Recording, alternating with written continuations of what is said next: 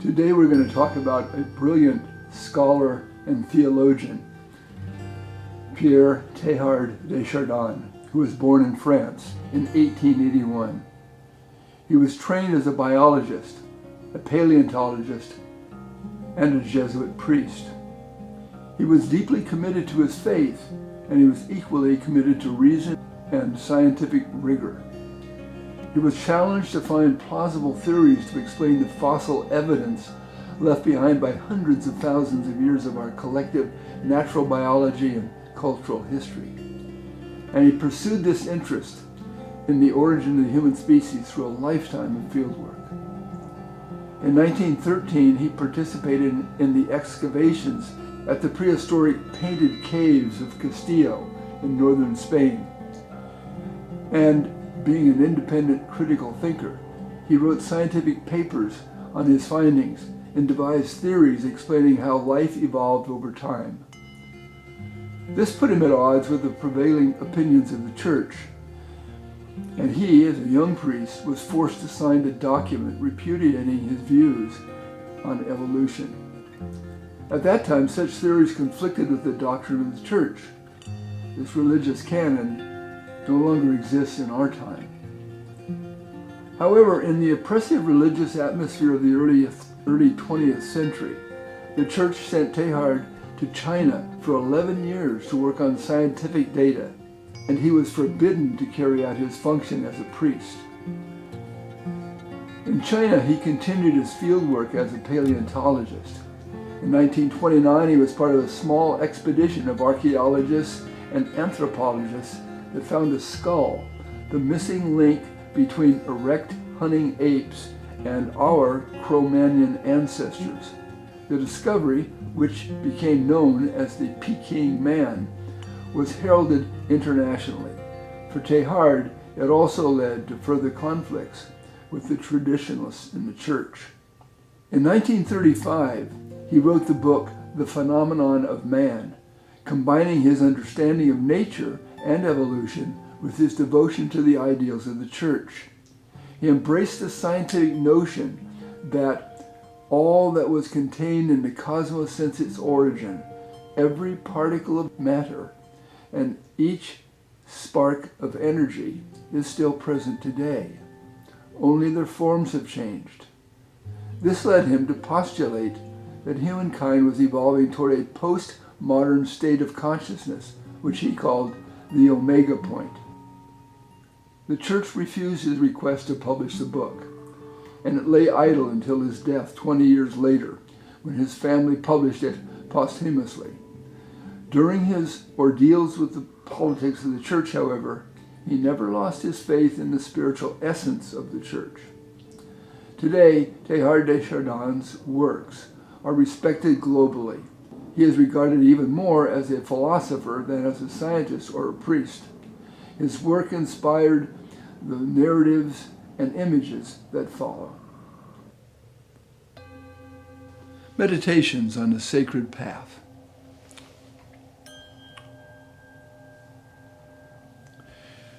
Genesis. The universe is born from cosmic dust. The cosmos came into existence along with time and space 12.7 billion years ago as pure expanding energy. As this phenomenon unfolded, space cooled as some of the energy of the universe transformed into protons, neutrons, and electrons and became elements. The continuous cycle of stellar birth, death, and rebirth initiated by the Big Bang produced the primal matter that has become our own human biology. It is our original ancestor.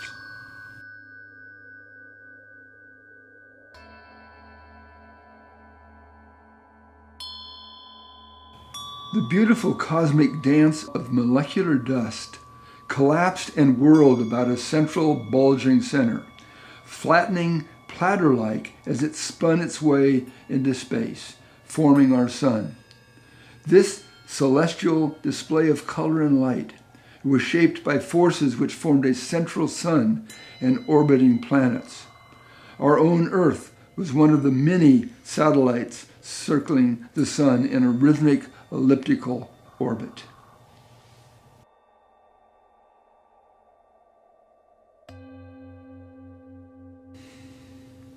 In the early era, following the formation of the Earth, the hot planet stratified as denser materials sank to the center and lighter materials rose to form the crust. Water and gases were blown away as our planet was able to maintain a stable atmosphere and accrue large oceans. The essentials of life, carbon, oxygen, and hydrogen, were beginning to accumulate on the surface of the planet.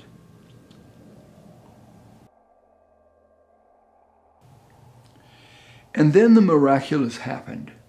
4 billion years ago, highly ordered nucleic acid molecules began to replicate themselves. Then protozoans developed and populated the seas. Roughly 2.5 billion years ago, early bacteria produced oxygen, which was toxic to some life forms, but enabled others to survive. Some 610 million years ago, sponges and molds appeared. Then amphibians at 360 million years. Reptiles and birds at 150 million years.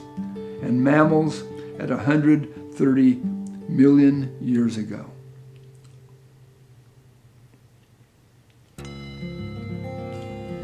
The tree of life diversified. Primates and other mammals evolved as they mutated and adapted. Proto-Neanderthals competed for a place in the environment in tropical forests. Some primates multiplied as their populations spread outward. Hominids, the precursors of man, appeared about 10 million years ago. The Neanderthals appeared about 300,000 years ago at the beginning of the Stone Age and died out due to competition with humans probably around 50 to 80,000 years ago.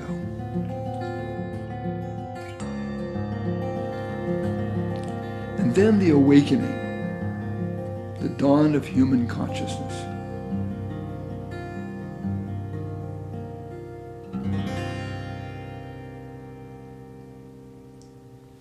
Given fossil evidence and recent studies, we know that modern man originated in East Africa about 100,000 years ago. From very small beginnings, the species began a slow, methodical migration, eventually populating the entire planet. Hunters and gatherers followed the grasses and animals along several routes out of East Africa, which was the cradle of human birth. They went north, south, and west to populate Africa. Others went north into the Middle East and eventually proceeded east into Asia and west into Europe before populating the Americas.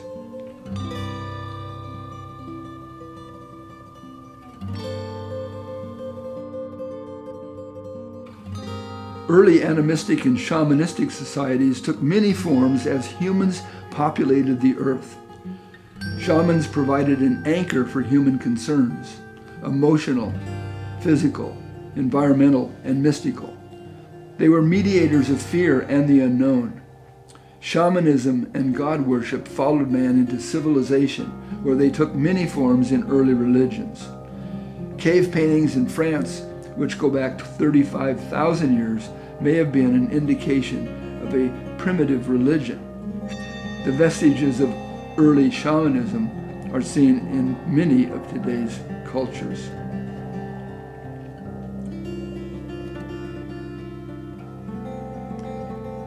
DNA evidence shows that humans migrated from Asia to the Americas about 20,000 years ago across the land bridge on the Bering Straits that was left by the last glacial age. They extended from Alaska to the southern tip of South America, leaving vestiges of ancient civilizations in the monk mounds of Cahokia, Illinois, the Mayan pyramids of Mexico, and the Inca mountain city of Machu Picchu in South America. Some forms of ancient rituals are alive today in drum and dance circles, sweat lodges, and peyote mushroom and ayahuasca rites.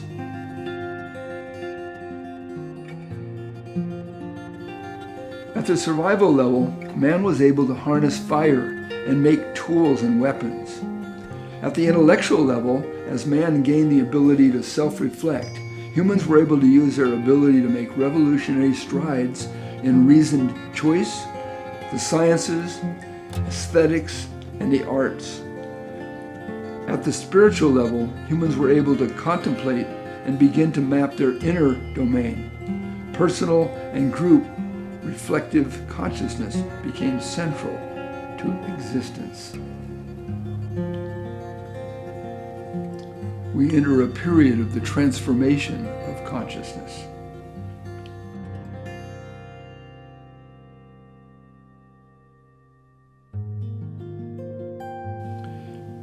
Mystery schools and wisdom circles sought to bridge the mind and spirit. The Eleusinians in Greece in 1500 BC investigated spiritual mysteries and were joined later by Socrates and Plato, whose work became the basis of Western civilization. The alchemists in the Middle Ages sought conscious immortality. Asian mystery schools such as ashrams, temples, and monasteries were retreats for people seeking enlightenment. Tribal units and many secret orders used psychotropic plant substances in initiations and rituals to further investigate the dark mysteries of the spirit. Humankind expanded inner explorations through altered states of consciousness. It was profound to self-reflect, and it became divine to self-reflect while expanding the mind. Early primitive cultures developed creation myths, exoteric rituals, elaborate adornments, and spiritual belief systems. Early cultural practices experienced godlike trances, including breath control, drumming, dancing, whirling, chanting, fasting, and meditating. As primitive societies grew, so did the elaborate means to celebrate and enter the spirit world.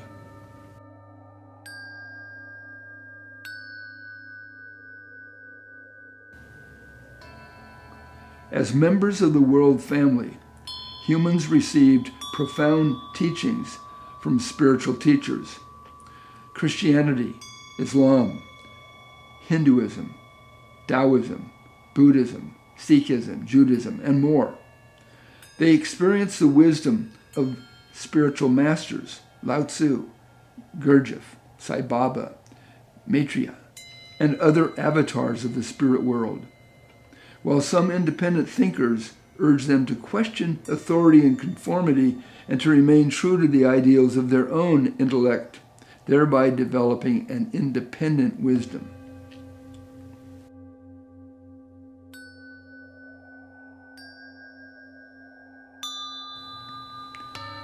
Dead Sea scholar John Allegro contends that Christianity may have been rooted in the use of plant medicines to perceive the mind of God.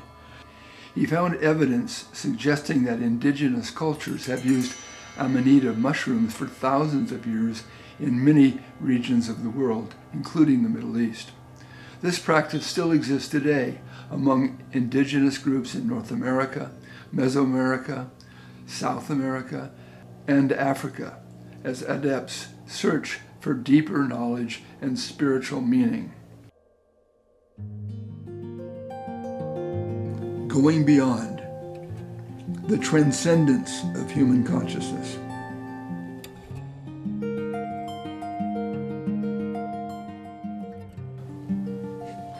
Mystics write of great reverie attained through spiritual experiences. Religious teachings encourage devotees to develop spiritual consciousness through prayer, meditation, chanting, devotion, and rituals. What is the nature of the higher consciousness that we seek? Philosopher William James sees it as a sense of unity, transcendence of time and space, intuitive knowledge, noetic understanding, a sense of the sacred, deeply felt positive mood, love, purity, peace, and joy, the ineffable and the paradoxical.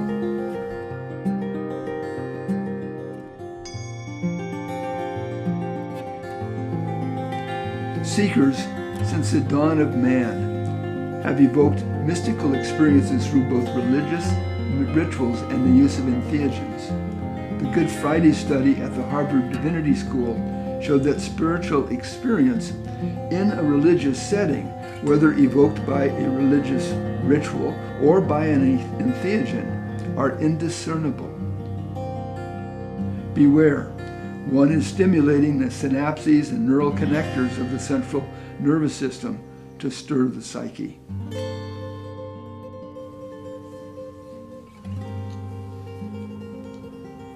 We journey inward to learn about the nature of being. The means, whether meditation, use of entheogens, or organized religion, are vehicles, not ends. The sacrament is not the sacred. In the Odyssey, Homer writes about Odysseus, whose crew encounters an island of peaceful lotus eaters. The crew consumes the flowers and no longer wish to sail or return home to their families. Odysseus binds the crew to the ship to forcefully remove them. The message is clear. Beware not to succumb to an experience that diverts you from your purpose.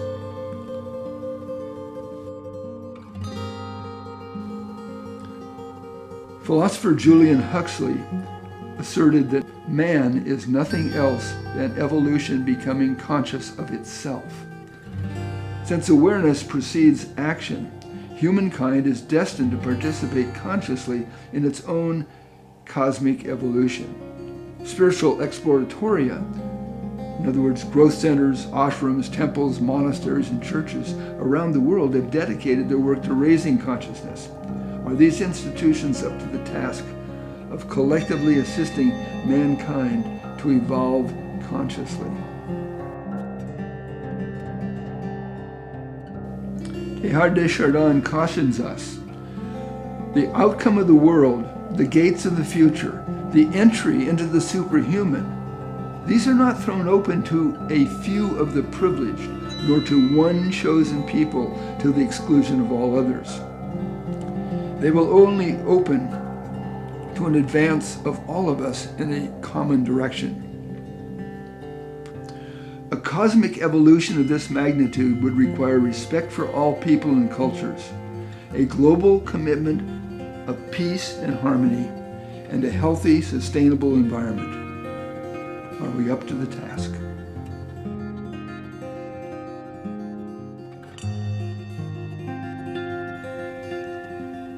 The perennial questions. Where did we come from? Where are we going? What is life's purpose? What happens after death? We have the opportunity to fine-tune our individual and collective energies to foster a transcendent human spirit.